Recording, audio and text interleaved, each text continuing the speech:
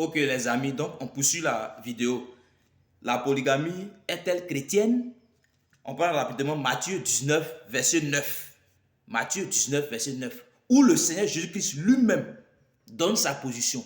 Suivez très bien, nous allons méditer cette partie. On va procéder par définition. Vous allez voir ce qu'il en est. Matthieu 19, verset 9. D'abord le verset 8. Il dit, c'est à cause de la dureté de votre cœur que Moïse vous a permis de répudier vos femmes. Au commencement, il n'en était pas ainsi. De la dureté de vos cœurs. Verset 9.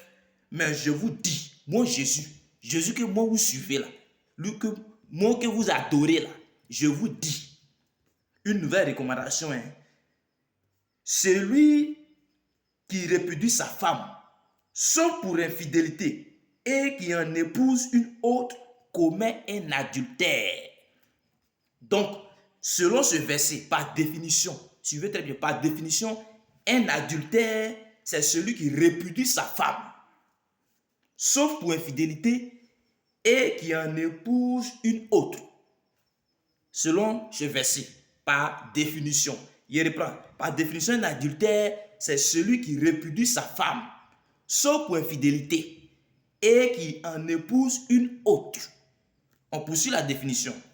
Autrement dit, un adultère, c'est celui qui rompt le lien de mariage avec sa femme sans motif d'infidélité et qui tisse un autre lien avec une autre femme.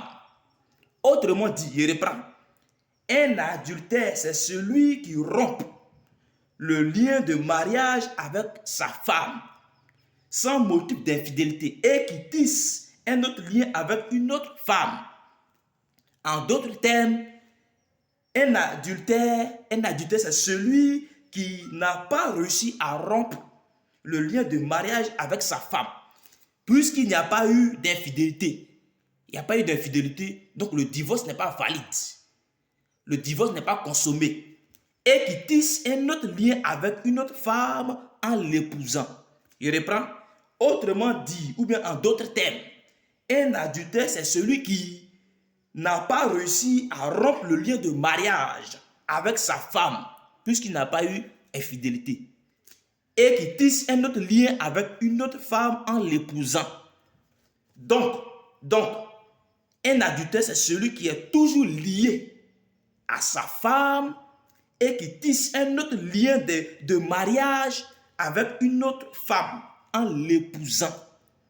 Je reprends. Donc, par ce verset, selon la définition, donc un adultère, c'est celui qui est toujours lié à sa femme et qui tisse un autre lien de mariage avec une femme en l'épousant.